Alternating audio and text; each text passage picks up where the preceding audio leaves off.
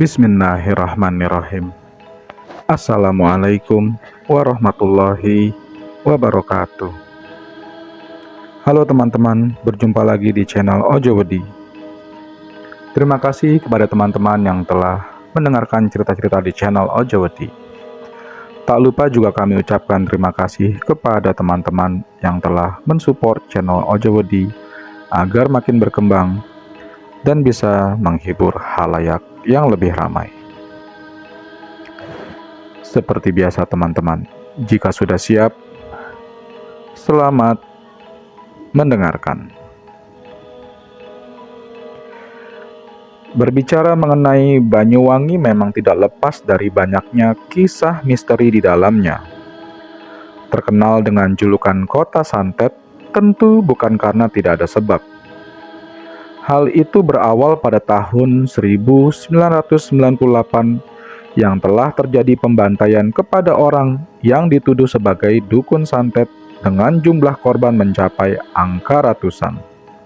Dan pada 2 tahun sebelumnya pernah terjadi hal yang sedemikian dengan jumlah korban puluhan orang.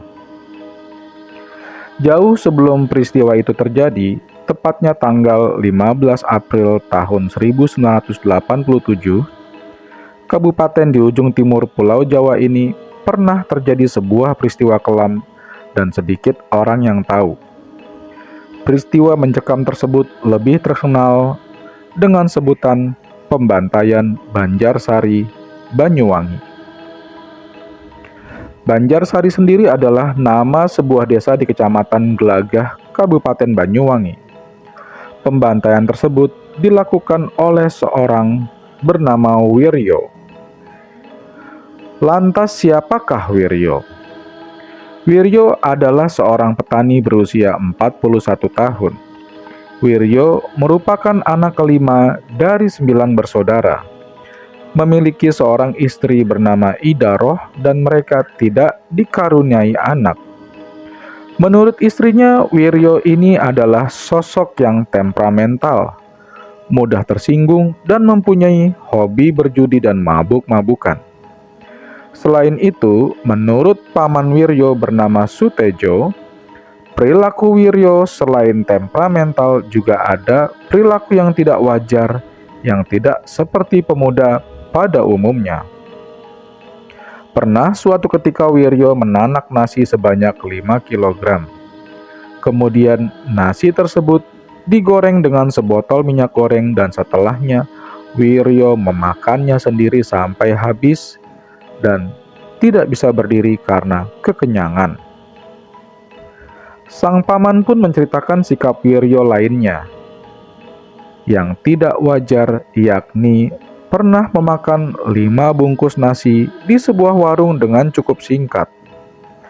Selain itu, Wiryo juga senang menyantap dan menghabiskan sepiring dedeh atau dideh, yaitu darah sapi beku yang digoreng. Diceritakan bahwa Wiryo kerap bertengkar dengan istri dan ibunya tentang masalah warisan, dan bahkan tidak segan-segan mengancam dengan sebuah senjata tajam. Bahkan sempat berusaha menusuk ibunya dengan menggunakan keris saat terjadi perdebatan. Beruntung sang ibu bisa menghindar dan terhindar dari lolos dan maut.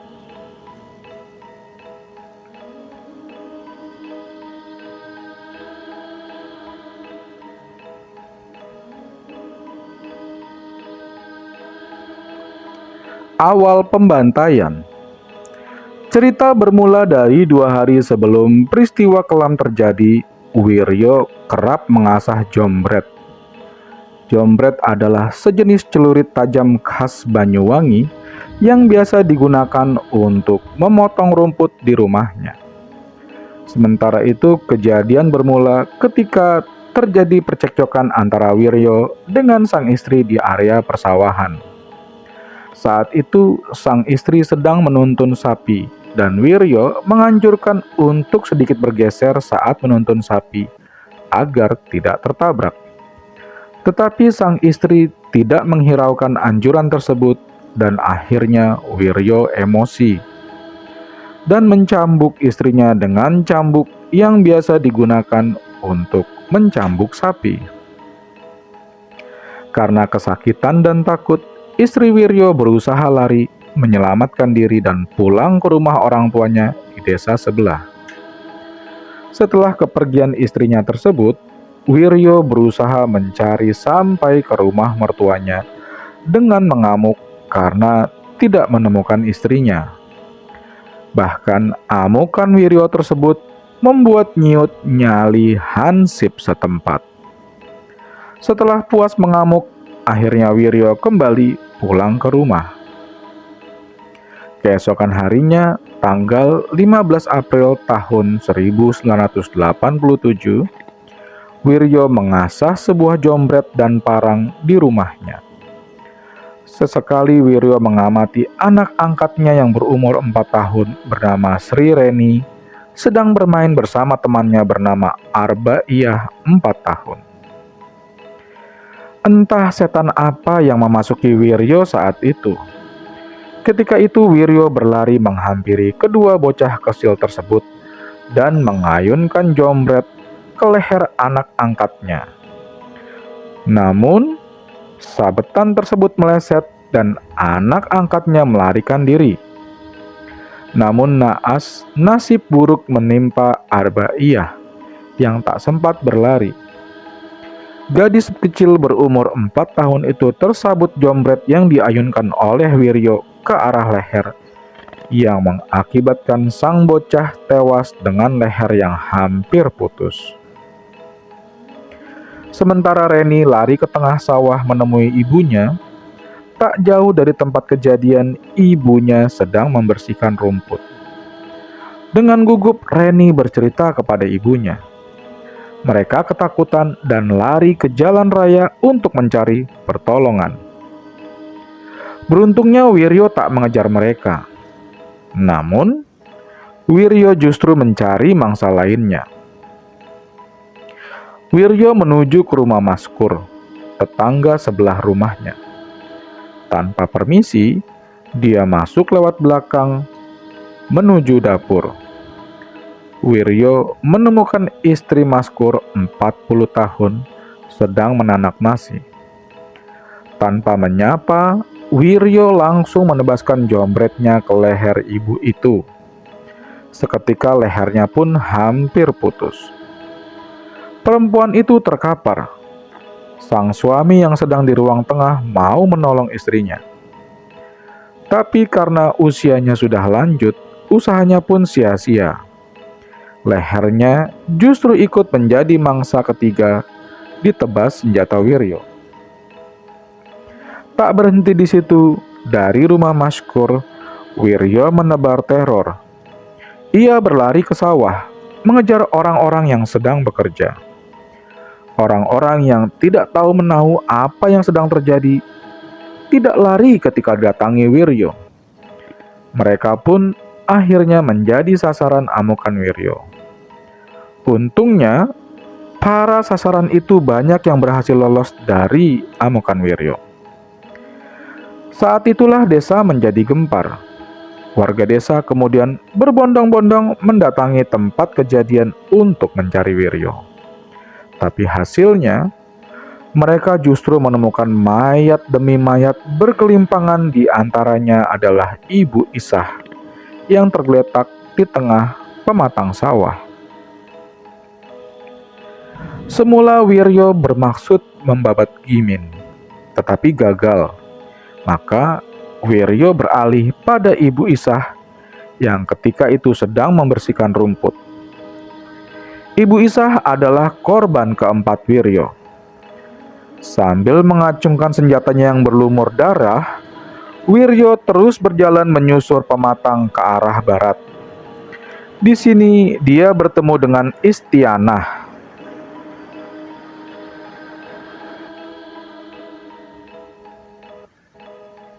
Di sini dia bertemu dengan Istianah, 15 tahun pelajar SMP Kosgoro, yang berangkat sekolah melewati sawah. Wiryo yang berjalan berlawanan arah kemudian mengayunkan celuritnya ke leher anak tersebut. Gadis ini sempat berteriak histeris, tapi akhirnya ia roboh bersimbah darah. Usaha pencarian terhadap Wiryo terus dilakukan. Hasilnya bukannya menemukan Wiryo, justru yang dijumpai adalah mayat Mbok Suwendah 73 tahun dan Mbah Taman 75 tahun. Leher mereka menganga dan semua hampir putus. Penduduk jadi sibuk mengurus mayat-mayat mereka. Ketika mendengar ada kegaduhan, Jam'i atau Kamra langsung keluar dari rumahnya. Di halaman rumahnya, anggota Kamra atau keamanan rakyat di desa itu berpapasan dengan Wiryo.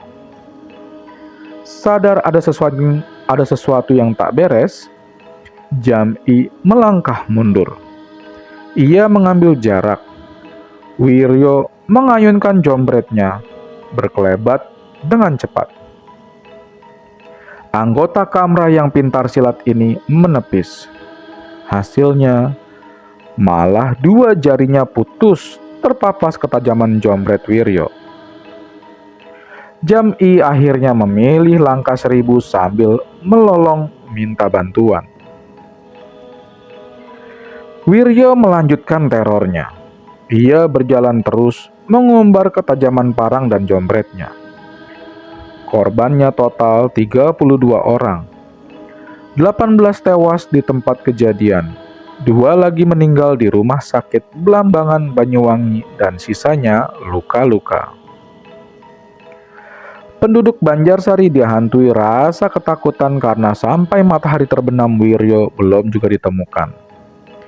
Ketakutan menjalar sampai ke seluruh penjuru kota Banyuwangi. Wiryo ditemukan bunuh diri. Suasana mengerikan di Banjarsari tak hanya mencekam saat kejadian, tapi juga sesudahnya. Bagaimana tidak? Wiryo tidak pernah tertangkap dan masih berkeliaran sampai petang hari. Ia masih sama kesetanan seperti sebelumnya. Warga benar-benar ngeri kalau sewaktu-waktu Wiryo mendatangi rumah mereka. Banyak masyarakat yang melaporkan ke aparat kepolisian, hingga akhirnya aparat pun bergegas turun untuk memburu Wiryo. Polisi dan anjing-anjingnya serta para tentara melakukan pencarian besar-besaran bersama warga masyarakat sekitar agar bisa segera bertemu Wiryo. Perburuan cukup lama dilakukan hingga akhirnya Wiryo pun berhasil ditemukan. Wiryo ditemukan dalam keadaan tewas bunuh diri dengan menjerat lehernya sendiri dengan sabuk yang dia ikatkan pada sebuah akar pepohonan. Sedangkan kakinya menjuntai di atas sungai. Kabar kematian Wiryo pun menyebar luas. Warga pun menyambutnya dengan kelegaan luar biasa. Namun, ada juga sebagian kesal dengan penemuan Wiryo yang sudah meninggal, sehingga bebas dari hukuman hidup. Dan ada pula sebagian yang justru takut mengingat Wiryo katanya tidak gampang mati. Cerita pilu di UGD Rumah Sakit Umum Blambangan. Bapak Suherman, salah satu saksi hidup, menunjukkan foto kondisi rumah sakit kala itu. Dari kejadian itu ada sosok Suherman 62 tahun, warga Kelurahan Taman Baru, Kecamatan Banyuwangi, yang turut menjadi satu dari sekian banyak saksi mata tragedi memilukan tersebut. Petugas RSUD Blambangan tersebut mengisahkan bahwa kondisi rumah sakit kala itu sangatlah memilukan. Korban anak kecil sampai tua renta berjatuhan. Darah membanjiri ruang UGD beserta kamar mayat. Pemandangan memilukan terhampar di ruang UGD. Beberapa pasien tergeletak di atas ranjang. Saking banyaknya korban, beberapa pasien harus rela beralaskan lantai. Pasien terus datang secara bergelombang ke UGD RSUD Belambangan saat itu. Korban bervariasi, dari yang masih anak-anak hingga yang sudah lanjut usia.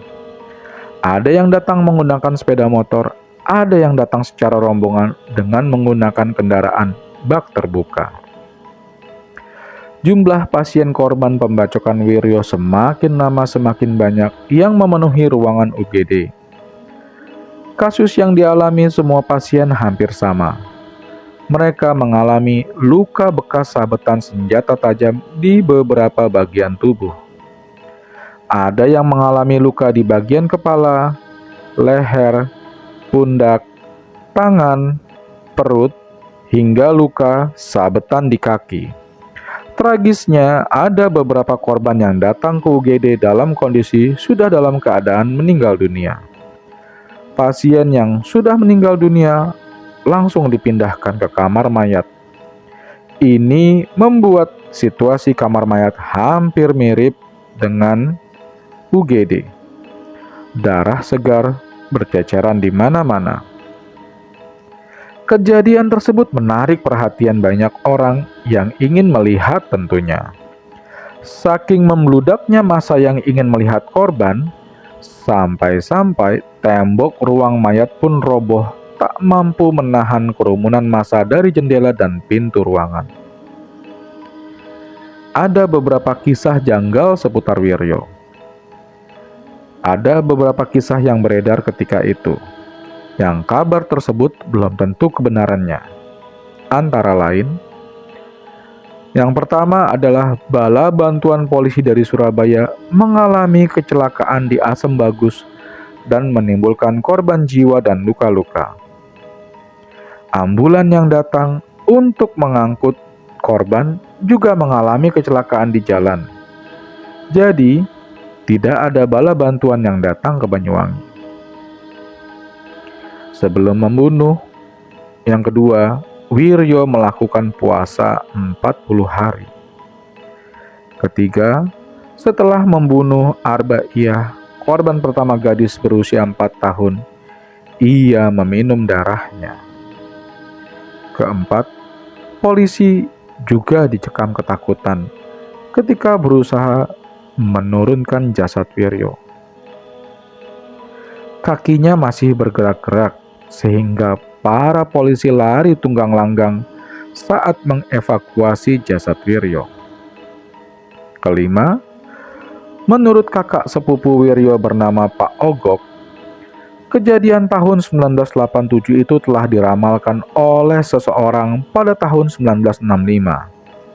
Katanya, nanti pada tahun 1987, waktu muncul banjir darah.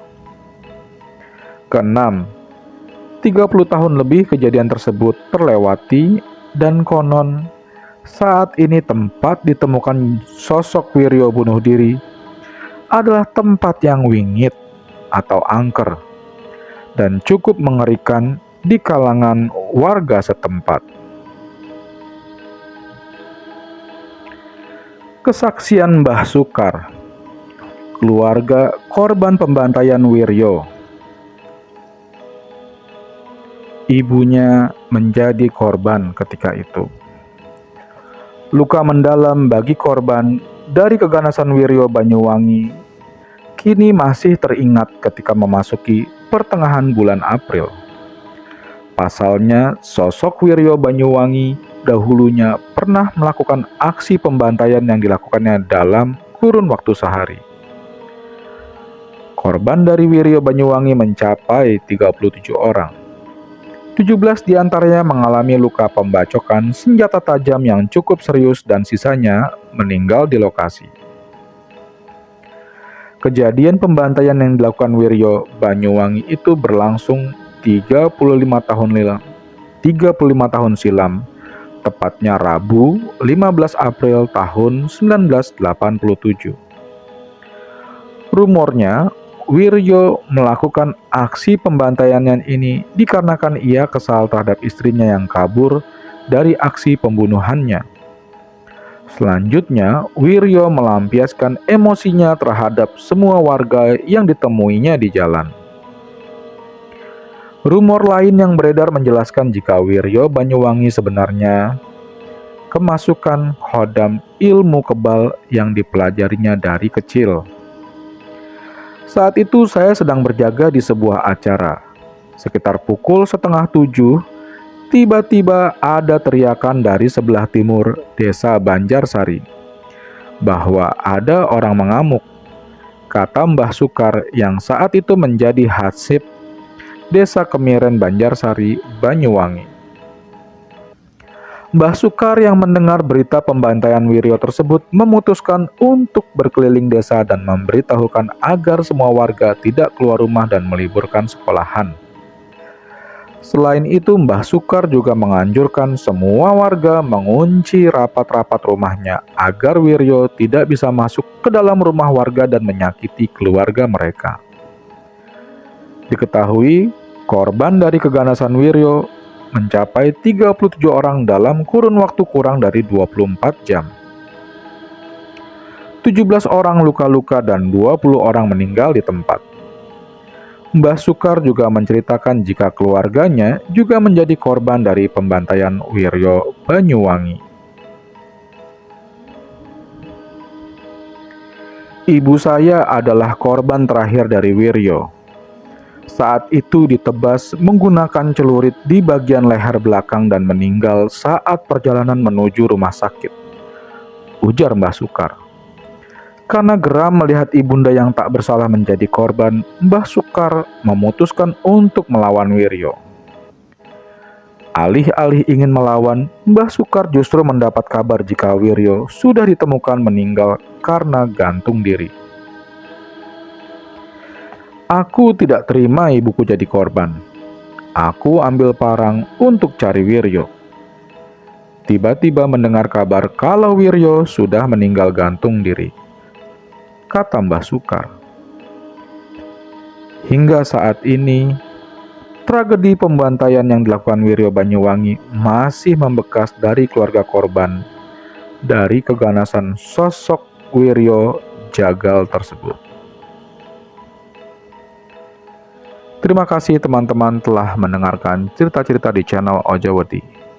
Akhir kata, wassalamualaikum warahmatullahi wabarakatuh.